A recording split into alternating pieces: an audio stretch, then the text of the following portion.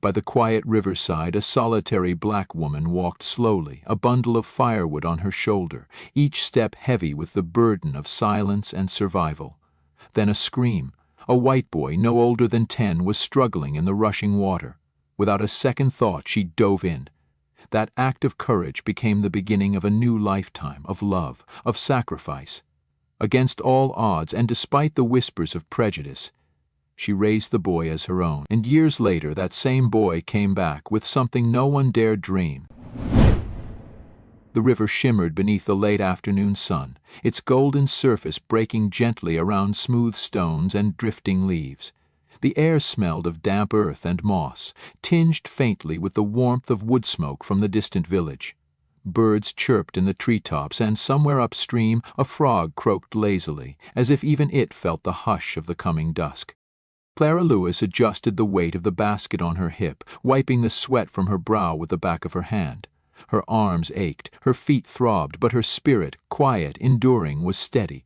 The path home curved close to the riverbank, where tall grass bent with the breeze and sunlight spilled like honey through the trees. The village behind her was small and quiet, where the struggles of daily life never made the news, and kindness was currency that held the community together. She didn't expect the scream. It was thin at first, sharp, fragile. A child's cry breaking the stillness like a stone through glass. Clara froze. Then came the frantic splash of water, the gurgled gasps of someone too small to fight a current too strong.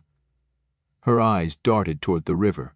There, midstream, a boy no older than 7, flailing helplessly, his pale arms thrashing against the pull of the water, his head dipping under once, twice. He surfaced just long enough to cry out again, and Clara didn't think. She didn't have to. The basket hit the ground with a thud. Her shawl came off in one swift motion. She ran, heart pounding, and dove. The river was colder than she expected, a slap against her skin, but she pushed forward, kicking hard, arms cutting through the water with the kind of strength born from necessity, not training. She reached him just as he slipped beneath the surface again. Her fingers found his wrist, then his shoulder, and she pulled him up. He coughed, sputtered, but his face was white with panic, his lips blue. Clara wrapped one arm around his narrow chest and kicked for the shore, gritting her teeth as the current fought to steal them both away. When they reached the bank, she dragged him onto the mud and rolled him gently onto his side. Water poured from his mouth, his small body heaving with each breath. He coughed again, eyes wide, terrified, gripping at the hem of her skirt as if she might vanish like a dream. "You're safe now," she whispered, pressing the damp shawl around his shoulders. "You hear me? You're safe." He didn't answer, just clung to her, trembling. Clara pulled him close, rocking him slightly, shielding him with her own body from the evening chill. Her skin was dark, lined with sun and years of labor. His skin was pale, too pale, and though Clara didn't name it out loud, didn't speak the thought that passed through her mind, she felt it in the stares that would come, in the questions people would ask. What was she doing with a white child in her arms? She didn't care, not now, not while his small hands were still shaking, and his life had almost been taken by a river that gave no thought to the color of their skin. She stood lifting the boy gently into her arms. He was light, soaked through and shivering, his cheek pressed against her shoulder. Clara began the walk back to her home, not yet knowing his name, not yet knowing what would come of this moment. All she knew was this: she had pulled a child from the edge of death, and for now that was enough. And behind them, the river kept flowing, silent, eternal, bearing witness. Clara's cottage sat at the edge of the village, modest and worn, with ivy climbing its wooden walls and a crooked chimney that coughed smoke when the wind was right. She laid the boy, still soaked, still trembling, on a pile of old quilts beside the hearth. The fire crackled softly, casting a warm orange glow that danced across the floorboards. His lips had begun to lose their blue, but his eyes remained wide and watchful, as if afraid that safety was only a trick of the light. Clara moved with quiet purpose, heating a pot of broth, wringing water from his clothes, placing dry socks near the hearth's edge. He didn't speak, not for hours, not even when she offered soup, which he ate slowly, eyes flicking to her face between each cautious sip. "You don't have to say anything," she said gently, setting down the spoon. "But you're going to need a name if I'm to talk to you." He blinked, paused, then whispered, "Nathan." It barely escaped his lips. He didn't offer a last name. Clara didn't push. Over the next few days she learned what he could remember, small fragments like bits of glass in the mud. His parents, he said, didn't live together anymore. His mom had moved far away. His dad had a new baby. He was left with his aunt and uncle who rarely spoke to him unless it was to scold. He had wandered down to the river alone, chasing dragonflies. "Did they come looking for you?" Clara asked softly, though she already feared the answer. Nathan shook his head. "I don't think they noticed." Clara sat still for a long time that night. Her hands, cracked from years of labor, rested in her lap. Outside, crickets sang beneath a sky of bruised violet. She went to the village council the next day. She spoke to the preacher, the midwife, even the constable. She explained the boy's situation, said she'd found him half drowned and alone, but no one knew of a missing child. No family came forward. When she wrote a letter to the district office and received no reply, Clara understood something she hadn't wanted to admit. No one was coming for him. The boy stayed, at first in the small room that once belonged to Clara's late mother, and then slowly over the weeks in every part of Clara's world. He helped gather wood, fed the chickens, sat with her on the porch at dusk. Still, she kept it quiet. Not hidden, but quiet. In a town like theirs, it wasn't just rare to see a black woman caring for a white boy. It was unnatural in the eyes of some, and there were stares. One woman at the market narrowed her eyes and muttered under her breath, "Ain't your kind supposed to know better than taking in strays that don't match?" Clara met that gaze without blinking. "Child nearly drowned," she said. "Color don't matter when they're breathing through river water." But the comment stuck with her longer than she wanted to admit. That night, as Nathan slept, curled beneath the same shawl she had wrapped him in, Clara stared into the flames of her fireplace and asked herself the question no one else had dared to ask. What would happen if someone did come knocking? If the law came, papers in hand, and demanded the boy be returned to kin who had let him walk to death's edge without a backward glance? She didn't know. But what she did know, what she felt deep in the marrow of her bones, was that no one else had pulled him from that water. No one else had sat with him through the fever, the fear, the silence. And until someone could prove they loved him more than she did, he wasn't going anywhere. The fire popped. Outside, the river ran dark and unseen, but Clara could still hear its voice in her memory. The moment it had nearly swallowed a child whole. She reached down, adjusted the shawl over Nathan's shoulder and whispered, more to herself than anyone else, "You're safe, and I'm right here." The seasons turned slowly, like pages in a book no one was in a hurry to finish. Spring melted into summer, then fell into crisp autumn winds, and still Nathan stayed. By then the village had grown used to seeing the boy at Clara's side, carrying bundles of wood, helping wash jars for canning, trailing behind her at the market with quiet steps and eyes that missed nothing. He didn't talk much around others, but with Clara he opened like a window just slightly cracked. He was curious, quick to learn, and surprisingly thoughtful for a boy so young. Clara taught him how to read, using her late father's worn Bible, then later traded preserves for a stack of children's books from the midwife's cousin. He devoured them all. By the time Nathan turned 10, he could read faster than Clara herself. He asked questions she didn't always have answers to, about stars, about birds, about why some people were poor and others rich, and why the folks at the feed store never looked her in the eye when she spoke. Clara answered what she could, the rest she let him find in the books. Their life was simple, but not without sacrifice. Clara took extra laundry work. She skipped suppers some nights, pretending she wasn't hungry just so he could have seconds. She stitched his clothes by hand, made him a coat from an old blanket when winter came hard, but she never once made him feel like a burden. That was her gift, making even the smallest space feel enough. Still, there were limits the village couldn't stretch. The school only went through 5th grade. The teacher, a soft-spoken man named Mr. Ellis, pulled Clara aside one afternoon after church. "He's ahead of the others," he said gently. "Reads like a boy twice his age. I'd hate to see that go to waste." Clara listened, quiet, her hands folded in front of her.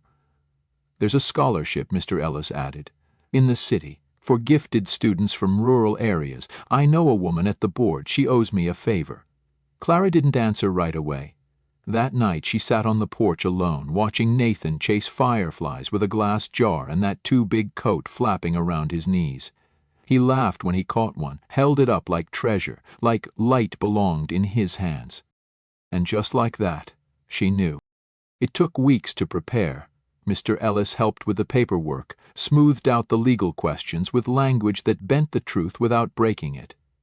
A friend of Clara's, Miss Trudy, who ran a diner in the city, agreed to be his guardian in name, though Clara would still write, still send what little she could.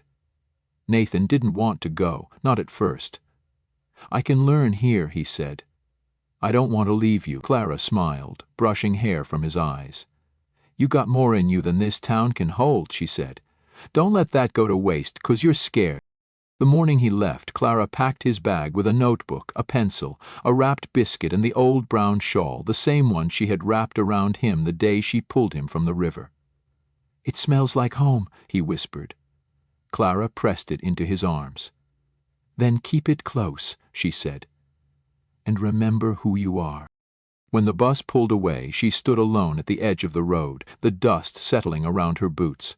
Her arms ached with absence, but deep down, beneath the silence, there was something else, something fierce and bright. It wasn't pride exactly. It was hope. And hope, she knew, was worth any hunger, any loneliness, any empty room. Because she hadn't just saved a life that day by the river. She had given it a future. The city was louder than Nathan had imagined. Horns that never stopped honking, voices overlapping on crowded sidewalks, lights that blinked all night long as if the world never wanted to sleep. At first he felt swallowed by it. A small voice in a canyon of noise. Miss Trudy was kind but busy, always moving between the diner and home, her life a rhythm Nathan tried not to interrupt. He slept on a cot in the corner of her back room, the brown shawl folded neatly under his pillow. Some nights he'd hold it to his face and breathe in the faint scent of wood smoke and wildflowers, pretending it still carried the warmth of Clara's arms. School wasn't hard because of the work. He managed the books and math. It was the way people looked at him, not poor enough to pity, not polished enough to belong. More than once he heard the word charity case whispered when he passed. One teacher, a sharp-tongued woman with cold eyes, once asked in front of the whole class, "And just who exactly are you staying with, Nathan? You do have guardians, don't you?" He nodded, cheeks burning, but the heat had nothing to do with shame. It was the sting of being reminded that even when he did everything right, someone would still see him as less. So he learned to be invisible. He studied late, often past midnight, under the yellow glow of a borrowed desk lamp. He took a part-time job delivering groceries after class, saving every dollar. He wrote Clara every week, about the classes, the books, the noise, and the nights he nearly gave up. He told her about the noise, the loneliness, the nights he wanted to quit and come home, and always she wrote back. Her handwriting slanted and steady, her words like warm bread. "You are stronger than you think, baby. The river didn't take you, and neither will this city." He earned scholarships, studied policy and business, and grew into someone no one had expected him to become. And through it all he carried Clara with him, in his choices, in his values, in the way he refused to step over those still fighting upstream. But success didn't come easy. There were interviews where his name earned him a smile, but his voice changed it to suspicion. There were moments he saw people's eyes flick to his worn shoes, or hesitate when he mentioned growing up in a village no one's ever heard of. And one day, during a presentation in a corporate boardroom, a partner muttered under his breath, thinking Nathan couldn't hear, "Kid talks pretty good for a foster case." That moment stuck. It didn't break him, but it sharpened him. He worked harder, built connections, turned every insult into fuel. By 30, Nathan Cole was no longer just a name in the room. He was the one calling meetings, the one signing checks. He started his own firm, lean, ethical, driven. Its mission was simple: fund opportunity for kids like him, build programs in rural towns, sponsor young minds no one else saw. And through every milestone, every late-night strategy session, every investor pitch, there was a single photo on his desk. Clara, standing in front of her cottage, arms crossed, smile half hidden beneath her hat. And next to it, a folded square of fabric, worn thin at the edges, the brown shawl. Because no matter how far the city pulled him, no matter how sharp he became to survive it, that river still ran through him, and so did she. The day Nathan returned to the village, the road felt smaller now.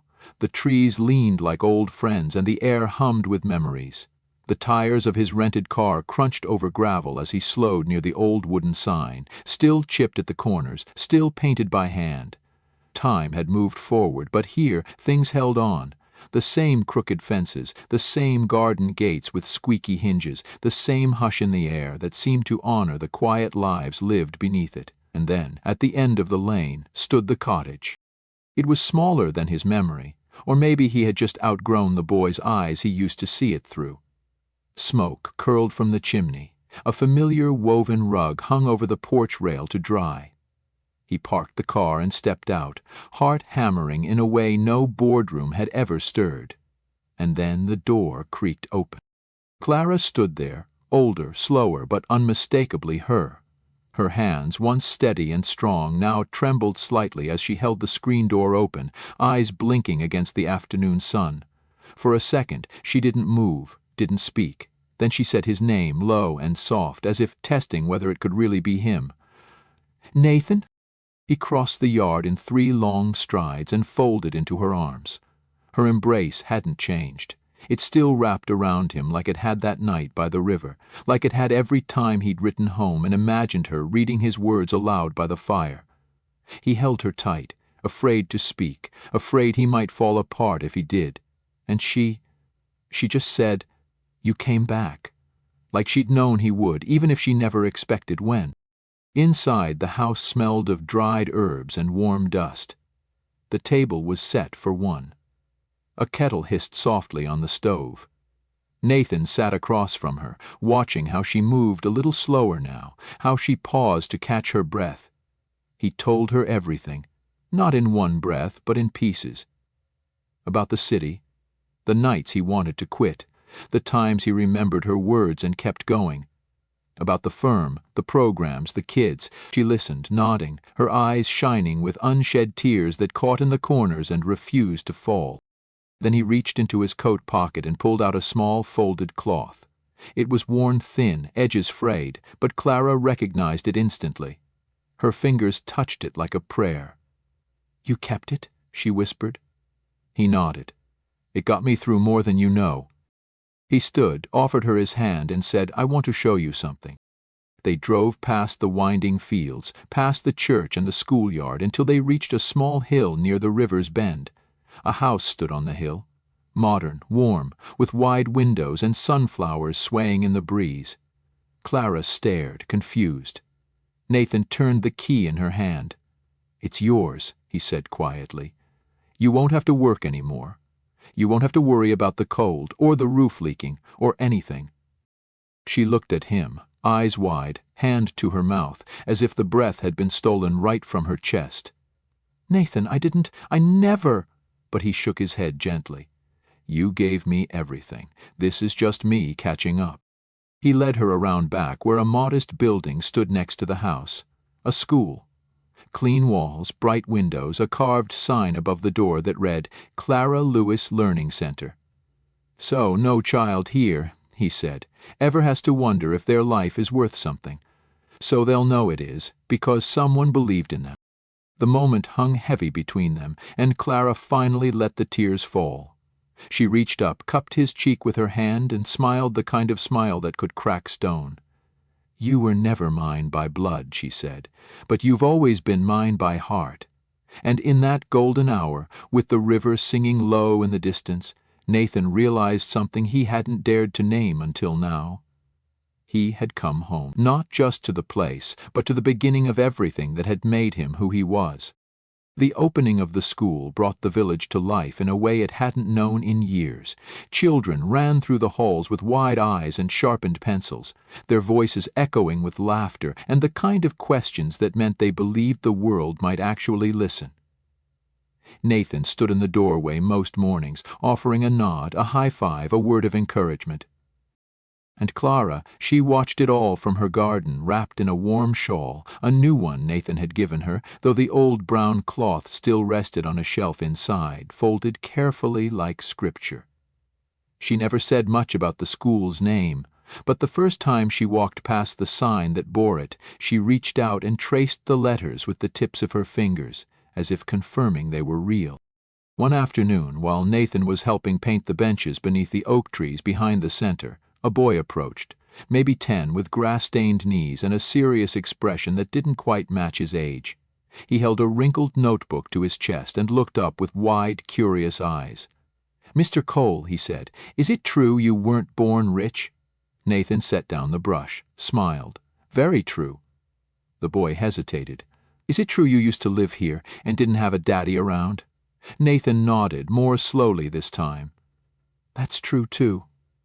The boy chewed his lip, then said, almost in a whisper, "I want to be like you."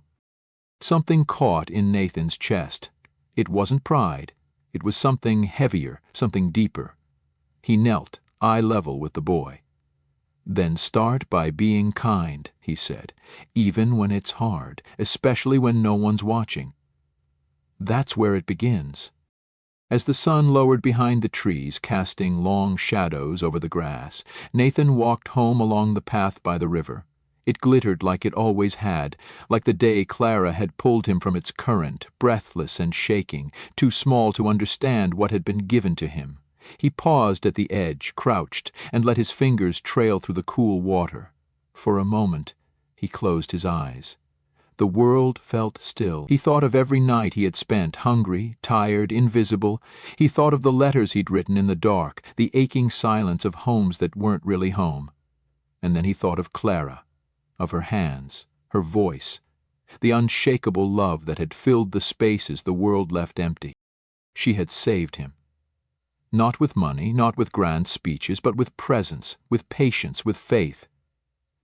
And now here he was, a man no one had expected, in a place where it had all begun, watching that same river roll forward, carrying not just memory, but possibility. Back at the house, Clara sat on the porch, her hands wrapped around a mug of tea, eyes half closed in the warm breeze. Nathan joined her, no words needed. The silence between them was full of years, of sacrifice, of gratitude that ran deeper than blood. And just before the sun dipped below the trees, Nathan turned to her and said, "You didn't just give me a life. You gave me a reason to live it well." Clara smiled, slow and steady, and reached for his hand. In that moment, under a sky painted in gold, with the river murmuring softly in the distance and laughter rising from the schoolyard, Nathan understood what legacy truly meant. Not buildings, not wealth, but love. Quiet, unwavering, and given freely to someone the world had forgotten. And somewhere beyond the trees another child was watching, listening, waiting, because kindness, once planted, always finds a way to grow. Join us to share meaningful stories by hitting the like and subscribe buttons. Don't forget to turn on the notification bell to start your day with profound lessons and heartfelt empathy.